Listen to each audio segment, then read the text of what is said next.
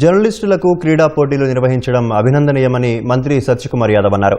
అనంతపురం ఆర్టీడీ స్టేడియంలో జర్నలిస్టుల cricket tournament అట్టహాసంగా ప్రారంభమైంది. జర్నలిస్టుల స్పోర్ట్స్ అసోసియేషన్ ఆఫ్ ఆంధ్రప్రదేశ్ ఆధ్వర్యంలో నిర్వహిస్తున్న పోటీలను ప్రారంభించిన సత్యకుమార్ ఎమ్మెల్యేలతో కలిసి కాసేపు క్రికెట్ ఆడి సందడి చేశారు.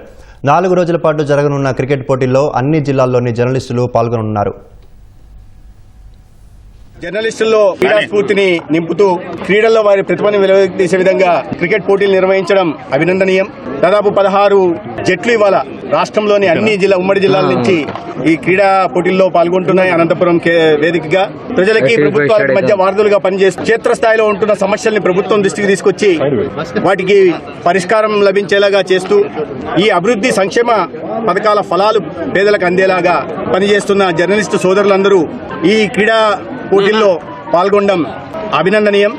ప్రభుత్వం క్రీడలను ప్రోత్సహించడానికి ప్రయత్నాలు చేస్తూ ఉన్నాయి. ఆ నేపథ్యంలో జర్నలిస్టు కూడా వీటిలో పాల్గొనడం ప్రభుత్వాన్ని చేస్తున్న చర్యలకు మరి కాస్త ఊతం ఇచ్చేలాగా పనిచేయడం అనేది అభినందనీయం.